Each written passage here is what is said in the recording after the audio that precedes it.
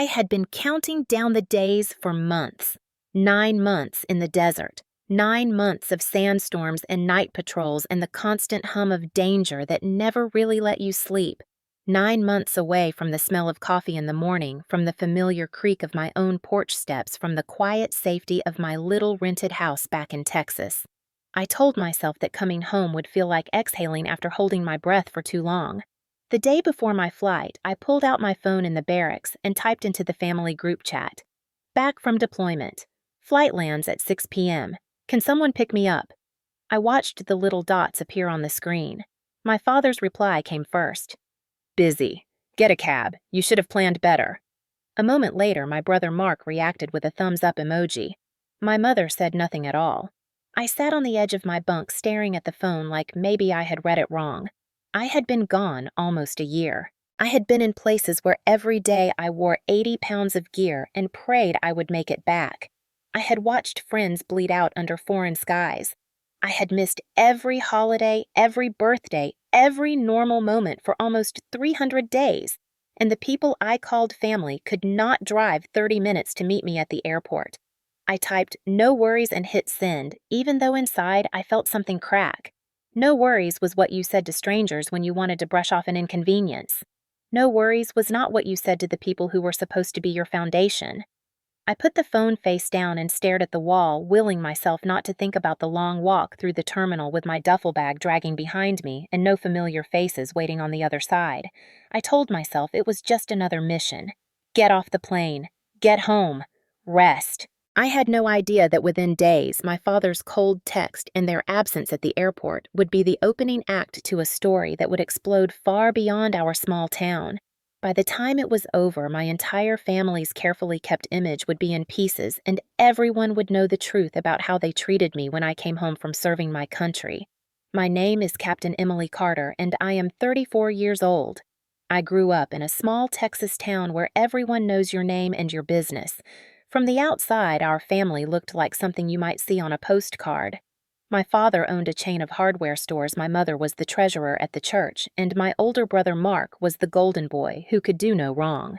I was the quiet one, the one who worked hard, stayed out of trouble, and learned early that attention was a scarce resource in our household. My father believed in control, not guidance, and my mother believed in keeping the peace, even if it meant letting unfairness stand.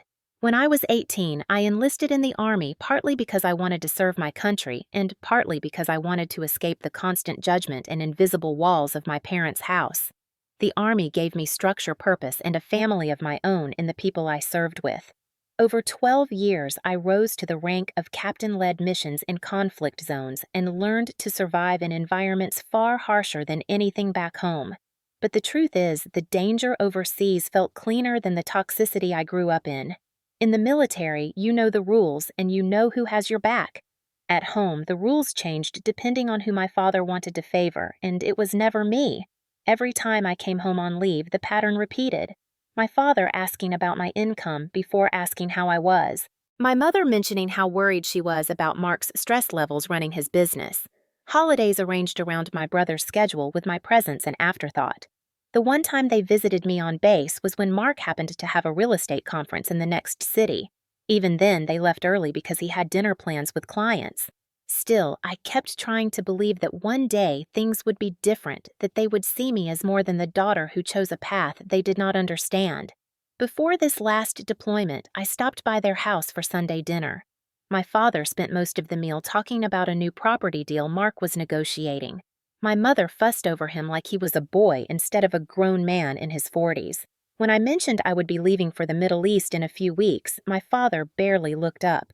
My mother sighed and said she hoped I had enough life insurance. That was the send-off. No hug, no words of pride, just a reminder to make sure my paperwork was in order. During deployment, I kept my distance, emotionally focusing on my unit and my duties. But some part of me still thought that when I came home after 9 long months, they would be there maybe with a welcome sign or at least a hug at the baggage claim. Instead, I got a text telling me to find my own way. Sitting in the barracks with that message glowing on the screen, I understood something I had been avoiding for years. I was not a priority to them, and I never had been. That knowledge hurt more than any injury I had taken in the field, and it set the stage for everything that happened next. Before this last deployment, there had been so many small moments that should have told me what to expect. I remembered the last time I had returned from overseas, stepping off the bus at the base and looking for my family in the crowd. They were not there. Instead, I found a text from my mother saying they could not make it because Mark had a minor cold and needed someone to check on him. At the time, I convinced myself it was just bad timing that they would make it up to me later. They never did. There was the time I received my first medal for service during a particularly difficult mission. I had invited them to the ceremony weeks in advance. My father called the night before to say they could not come because Mark had a business meeting he could not reschedule. My mother added that I would understand because business is how the family keeps it standing in town. Another time, I had 2 weeks leave and planned to take them to a cabin in the mountains as a thank you for the times they had supported me, few as they were. I had booked and paid for the trip myself. The day before we were supposed to leave, my father said they could not go because Mark had tickets to a big football game and they had promised to attend. I ended up going alone. Each of these moments left a bruise, but I kept telling myself family is complicated and that I should be grateful for what little attention they did give me. The truth was, they had built a family dynamic where Mark's needs were urgent and mine were optional. The only time I felt genuinely seen was when I was away sending photos from deployment that my mother could show off to her friends as proof she had a daughter in uniform. But the pride she displayed in public never matched her words to me in private. Before this last deployment, I tried again to connect. I stopped by their house with a framed photo of my unit as a gift. My father took it, glanced at it, and set it on a side table without comment. My mother asked if I could talk to Mark about investing in a rental property because she thought my military connections might help him find tenants. It was as if my years of service and leadership meant nothing unless they could be leveraged for my brother's benefit. That night, I drove back to my own place feeling the familiar mix of anger and resignation. I told myself that maybe when I came home next time, things would change, that they would finally understand what I had given up to serve. I thought about that a lot in the desert on long nights when the air was thick with heat and the horizon glowed faintly from distant shelling. I imagined stepping off the plane and seeing them waiting, maybe even holding a small sign or waving.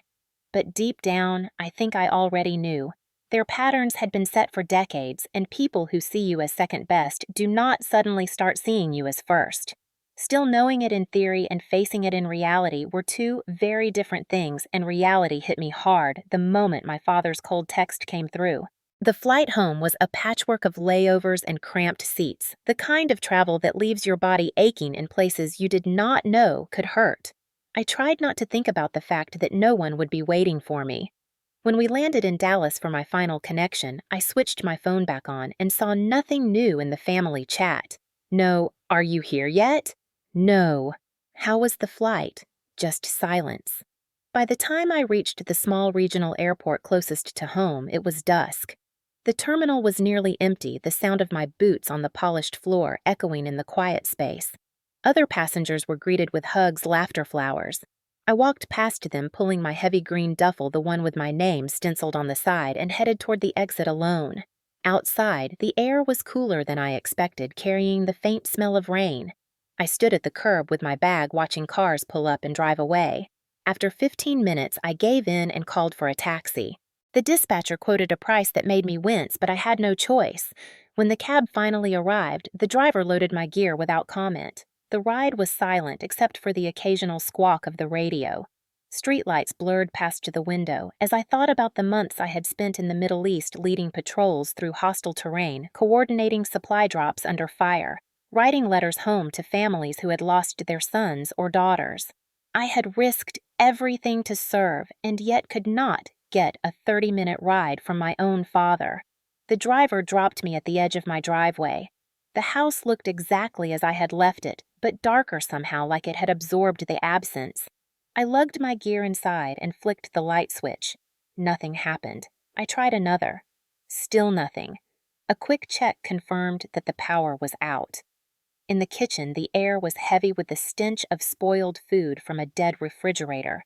I pulled open the fridge door and saw containers of what had once been leftovers now covered in mold. My stomach clenched. The last time I had spoken to my father before coming home, I had asked him to check on the place. He had brushed it off, saying I should have arranged for a neighbor to do it.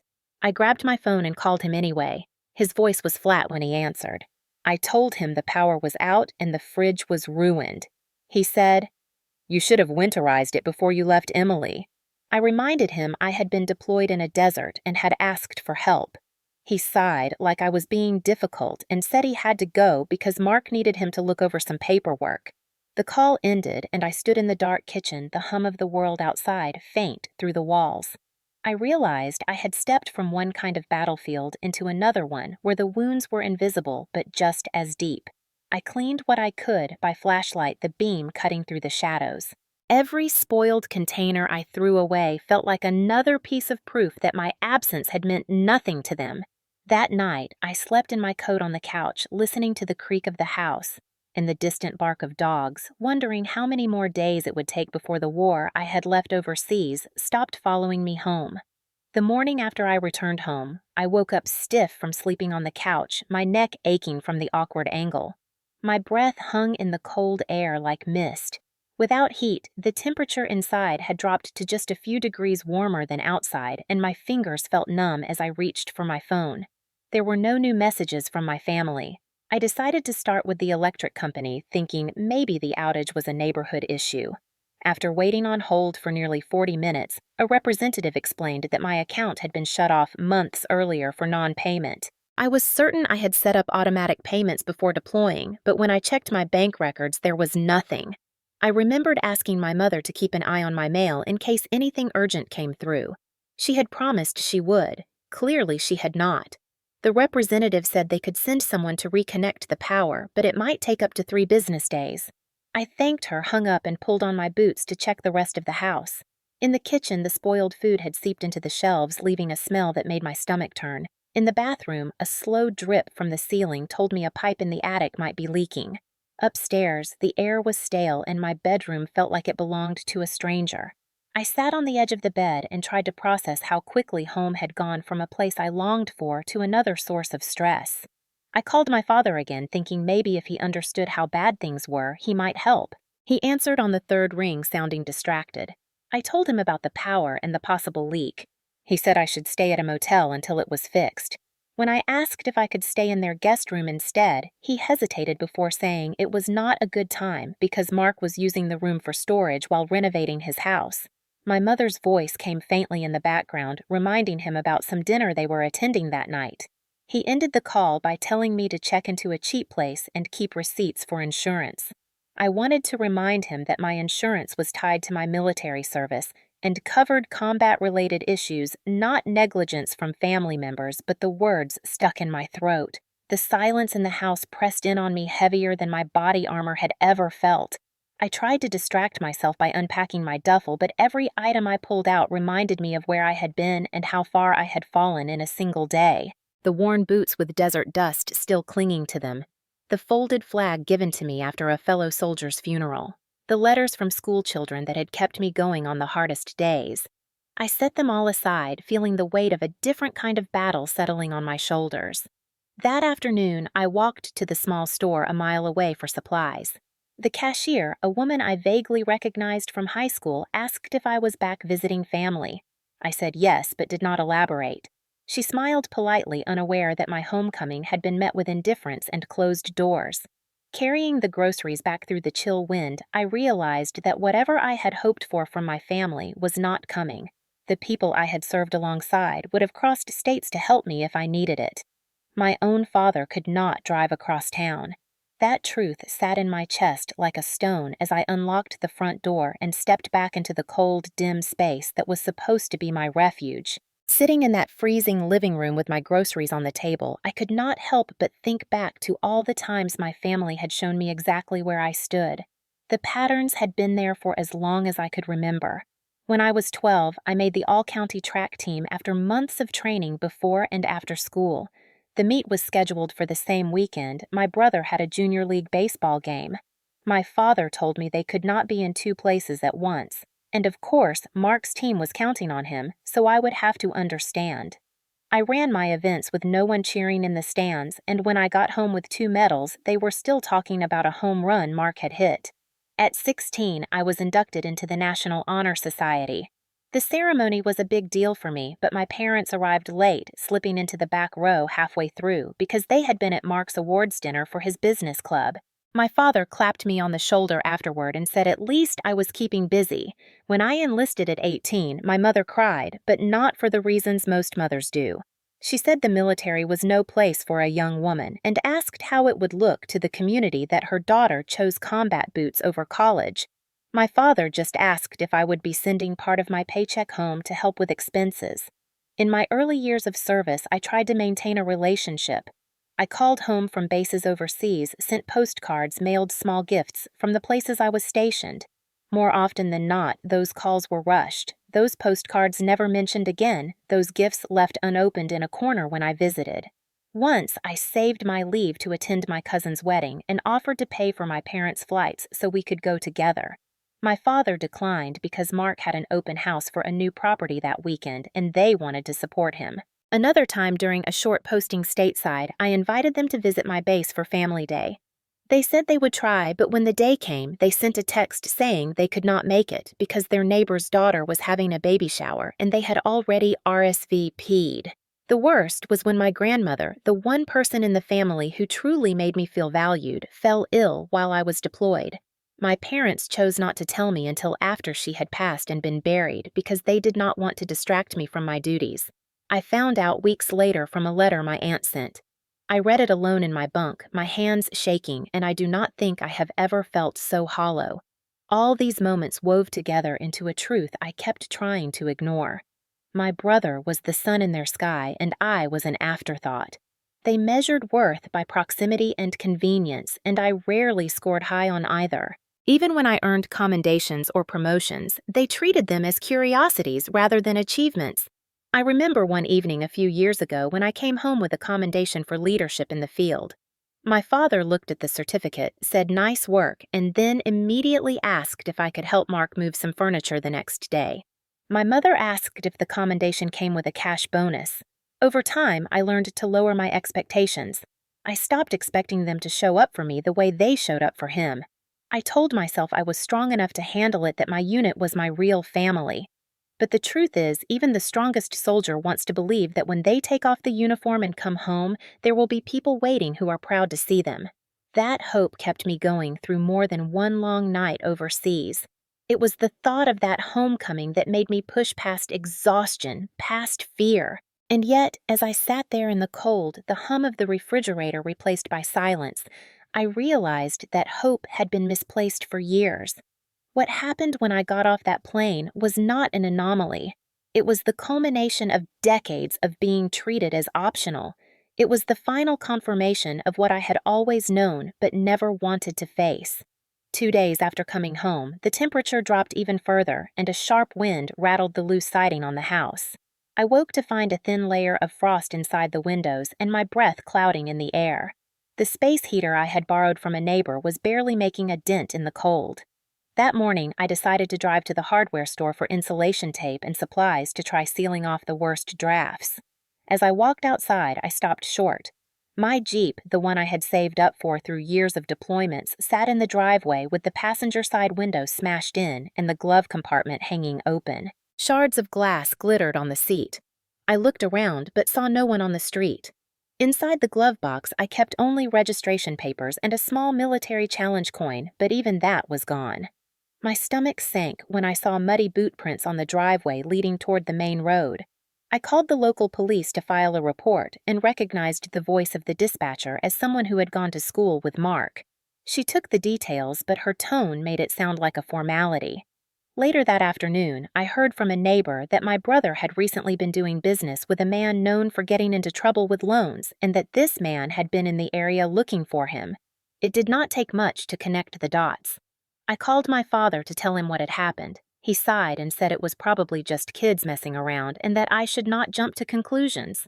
When I mentioned the possible connection to Mark's associate, he cut me off and said Mark was under a lot of stress and did not need me adding to it. By then the cold was settling into my bones, the kind that no amount of layers can really chase away. That night the wind howled against the house, whistling through unseen gaps, and I could hear the occasional creak of the roof. I tried to distract myself by reading, but every sound made me glance toward the door, half expecting someone to knock, or worse. The next day, I called the electric company again to see if they could expedite the reconnection, but was told the soonest they could send a crew was still 2 days away. I asked my father again if I could stay with them until the house was livable. He said the guest room was still full of Mark's things and suggested I book a cheap motel. I checked prices and realized my deployment savings would vanish quickly if I went that route. As evening fell, I layered on every piece of warm clothing I owned and sat in the living room with a flashlight. My phone buzzed with a message from a former unit member asking how my homecoming was going. I stared at the screen for a long time before typing back, "Fine, thanks." I did not have the energy to explain that I had traded one hostile environment for another one where the threat was not roadside bombs or ambushes, but the quiet neglect of people who should have cared. The sense of isolation pressed harder with each hour. I thought about the missions I had led in brutal heat and bitter cold, the times I had fought exhaustion to keep my team safe. I had faced those challenges with backup knowing someone was watching my six. Here I was on my own, and the people who shared my blood could not even be bothered to make sure I had heat in the middle of winter.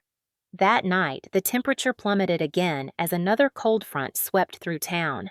The small space heater struggled against the chill, and by midnight I could see my breath every time I exhaled. I had gone to bed wearing 2 layers of clothes, a knit cap and socks, but the cold seeped through everything. Sometime in the early hours, I woke with a pounding headache and a strange heaviness in my limbs.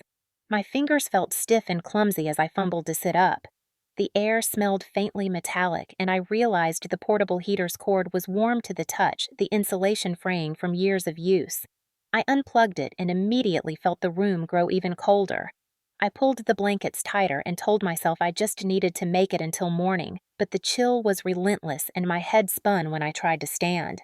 The dizziness forced me back down and I drifted in and out of a shallow, restless sleep. At some point, I became aware of pounding on the front door, a sharp sound that cut through the fog in my mind. I tried to call out, but my voice came out as a weak croak. The pounding grew louder and was followed by the unmistakable sound of a key turning in the lock. The door swung open and heavy footsteps crossed the floor. "Emily." The voice was deep and urgent. It took me a moment to place it. Frank, my neighbor from 2 houses down, a retired Marine who had always been polite but reserved. He appeared in the doorway, bundled in a heavy coat, his eyes sweeping over the room before fixing on me. "You're freezing," he said, already moving to pull another blanket from the back of the couch and wrapping it around my shoulders. "How long has it been this cold in here?" I tried to answer, but my teeth chattered too hard for the words to make sense. Frank muttered something under his breath, then reached for his phone. He called 911 and told them we had a possible hypothermia case with suspected exposure for multiple days. Within minutes, the wail of sirens cut through the still night. Paramedics arrived, their boots thudding against the floor as they brought in equipment. One knelt beside me, checking my pulse and shining a light into my eyes. "We need to get her warmed up now." Frank followed them outside as they carried me to the ambulance, his voice low and firm as he explained that I had just returned from deployment and that my family had left me alone in these conditions. The paramedic glanced at me with a mixture of surprise and something like anger on my behalf. The ride to the hospital was a blur of heated blankets, oxygen, and the rhythmic beep of the monitor. My thoughts were scattered, but I kept coming back to the image of Frank standing in my doorway, his expression a mix of concern and determination. In the chaos of my service, I had met people who would risk their lives for each other without hesitation. That night, Frank reminded me that those people existed here too, outside the uniform people who saw someone in need and acted without waiting for an invitation. By the time we reached the hospital, I was shivering less, but still disoriented. They wheeled me into a brightly lit room where nurses and doctors moved quickly around me. I caught fragments of conversation about low body temperature, early signs of frostbite, and dehydration. One nurse adjusted my blankets and asked if anyone would be joining me. My mind flashed to my father's text telling me to get a cab. I shook my head. No one's coming. Frank was still outside waiting to make sure I was settled. I had known him only in passing before, but in that moment he had done more for me than my family had in years. By the next morning, I was more alert, my body slowly regaining warmth under layers of hospital blankets. But the events of the night before replayed in my mind in sharp detail. Frank came by my room carrying a steaming cup of coffee from the cafeteria, setting it gently on the tray table. He asked how I was feeling, and when I thanked him for what he had done, his expression hardened. "Emily," he said, "people need to know what happened here. You come home from serving overseas and your own family leaves you to freeze in your house. That is not right." I shrugged, still embarrassed to have anyone see how low things had gotten.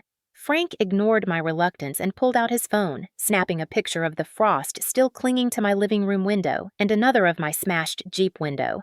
He wrote a post in the local veterans Facebook group describing the situation in straightforward, unsparing terms.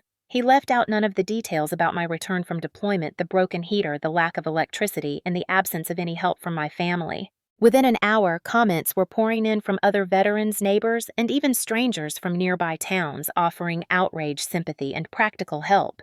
A local reporter saw the post and reached out to Frank for an interview. At first, I resisted, but Frank convinced me to speak to her. She came to the hospital with a small camera crew introducing herself with a handshake and a promise to tell the story truthfully. Sitting in the hospital bed, still wearing my Army sweatshirt, I described the timeline of events from my arrival at the airport to being found by Frank. The reporter's eyebrows lifted slightly when I recounted my father's exact text message telling me to get a cab and my family's refusal to let me stay in their guest room. They filmed a short segment showing my frostbitten fingers and the thin hospital gown beneath the blankets. By that evening, the story aired on the local news under the headline, "Local Army Captain Returns from Deployment to Freezing Home. Rescued by Neighbor." Clips of my interview played alongside shots of my house and the smashed Jeep window. The segment ended with Frank saying into the camera, "She served her country, but her family could not even give her a ride from the airport." That line seemed to stick with people. The story spread on social media where veterans groups and community forums shared the video. Strangers began contacting the hospital asking how they could help. Offers came in to repair my heating system, replace the broken window, and stock my kitchen with groceries. A local radio host even called to invite me on air to talk about the experience. While all this was happening, I knew my family had to have seen the coverage. My phone buzzed with messages from unknown numbers and one from Mark saying, "What the hell, you are making us look bad." My father finally called that night, his voice tight as he asked why I had not told them how serious things were.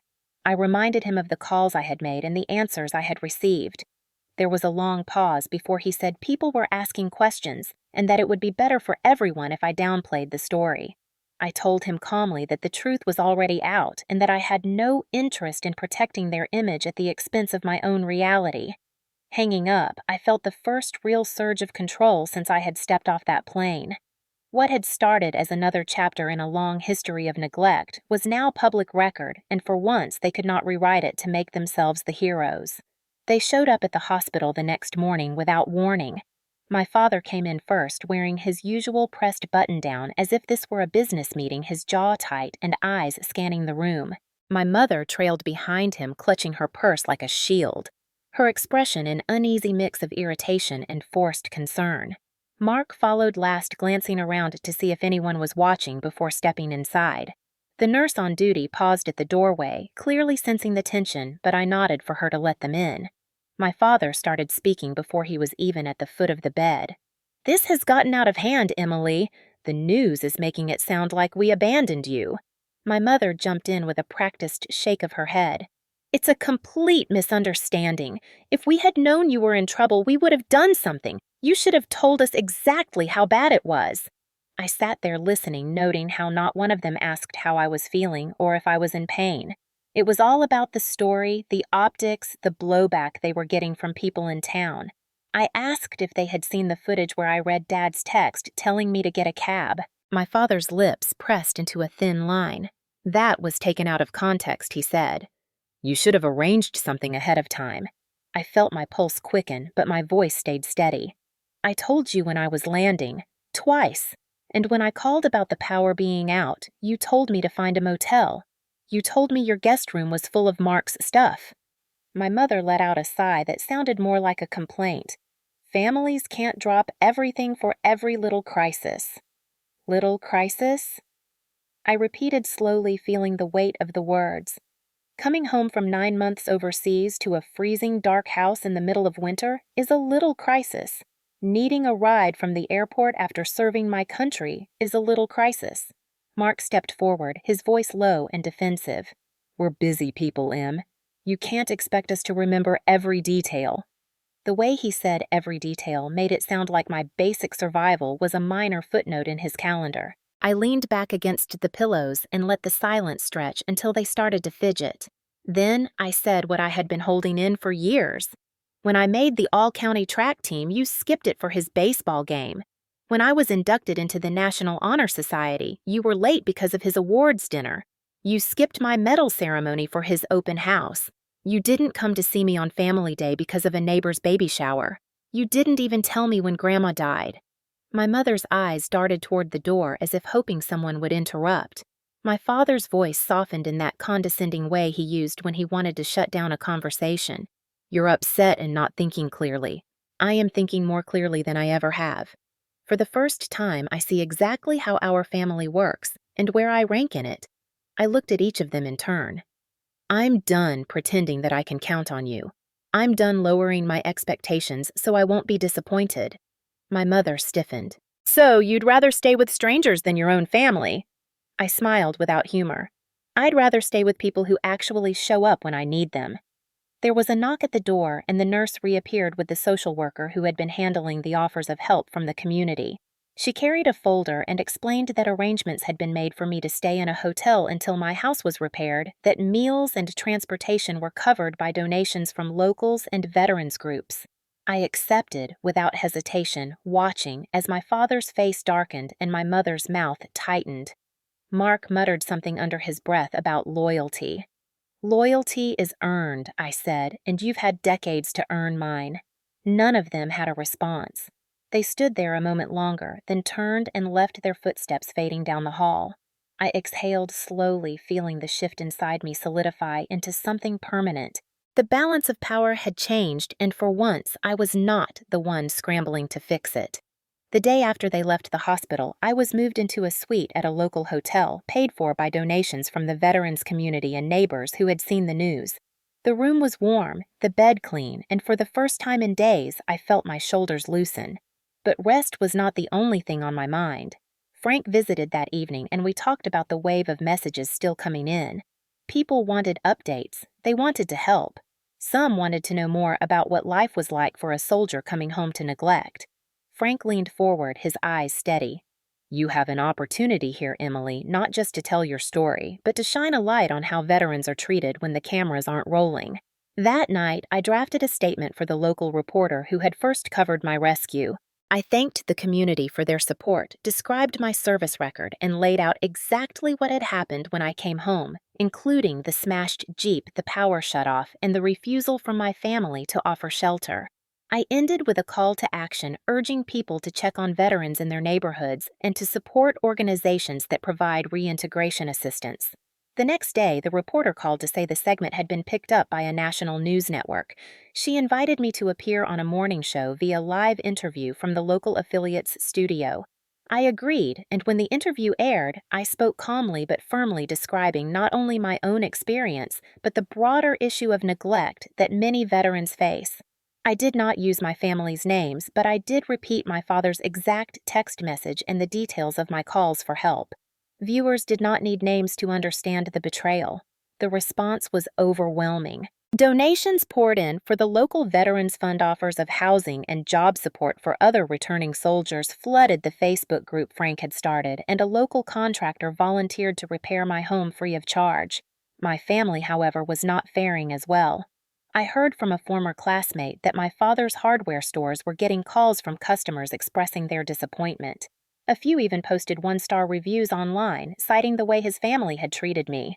Mark lost a small property deal when the buyer, a retired Air Force officer, pulled out after seeing the news coverage. My mother's bridge club president asked her to take a break from meetings until things calmed down because her presence had become a distraction. I had not planned revenge in the traditional sense. My goal was to protect myself, to tell the truth, and to use the attention for something positive. But the consequences for them were unavoidable, the natural result of years of self-interest finally exposed to daylight.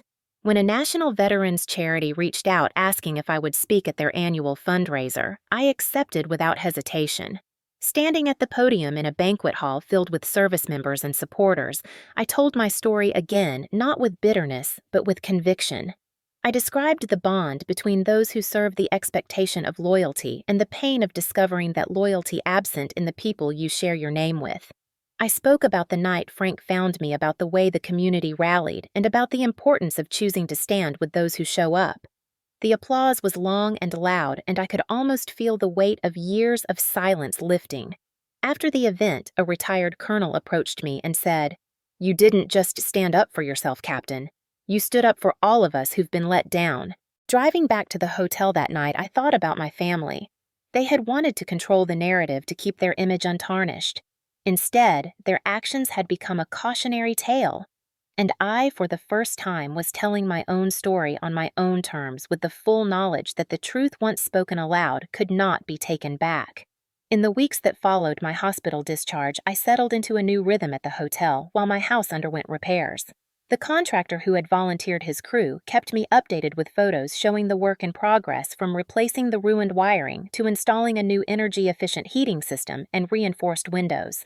A local grocery store delivered fresh food twice a week as part of the community donations, and the Veterans Organization provided transportation to my follow-up medical appointments. Every time I walked into the lobby, staff greeted me by name and asked how I was doing. The contrast to my family's indifference could not have been sharper.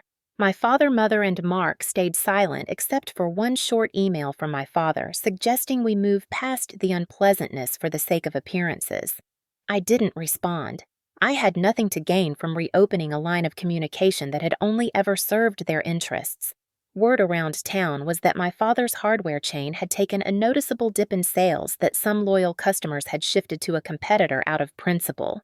Mark's real estate ventures had stalled, with at least 2 deals falling through after prospective clients recognized his name from the news story. My mother's absence from social gatherings had become a topic of speculation among her friends. These were not punishments I had engineered, but they were the natural consequences of their choices. Meanwhile, my life was moving forward. I worked with Frank and the local veterans group to establish a small emergency grant program for service members returning home. We used part of the donated funds from my story to create a resource list and a network of volunteers willing to check in on veterans during their first critical weeks back in civilian life. At the launch event, I spoke briefly, thanking the community for turning one person's bad homecoming into a catalyst for real change. The applause and nods in the crowd told me people understood this was about more than my personal story. When the day came to move back into my repaired house, I walked through the front door and felt warmth wrap around me that had nothing to do with the new heating system. The kitchen gleamed, the smell of fresh paint filled the air, and a small welcome basket sat on the counter courtesy of the contractor's crew. I unpacked slowly, placing my deployment gear in the hall closet and my framed commendations on the living room wall where they belonged. There was no sign of my family. No note slipped under the door. No call to acknowledge the milestone. I realized I didn't need one. That chapter was closed. 3 months later, I received an invitation to speak at a statewide veterans conference. Standing on that stage before hundreds of people, I told the story one last time, this time without the raw edge of recent hurt. I focused on the lesson that family is not defined by blood but by presence, by action, by the willingness to stand beside someone in their weakest moment. I spoke about boundaries, about the freedom that comes from refusing to accept less than you deserve, and about the strength that grows when you surround yourself with those who lift you up. Afterward, as I shook hands and posed for photos, I thought of the night I arrived at the airport and saw no familiar faces. That emptiness had led me here, to a place where my voice carried further than it ever had, where my story was no longer just mine, but part of something larger. Back home that evening, I sat on my porch watching the sun set over the quiet street. Frank waved from his yard, and I waved back, grateful that some bonds are forged not by shared history, but by shared humanity. My family's absence was no longer a wound, just a fact. The real legacy of this homecoming was not their neglect, but the community's response and the knowledge that I had stepped out from under their shadow for good.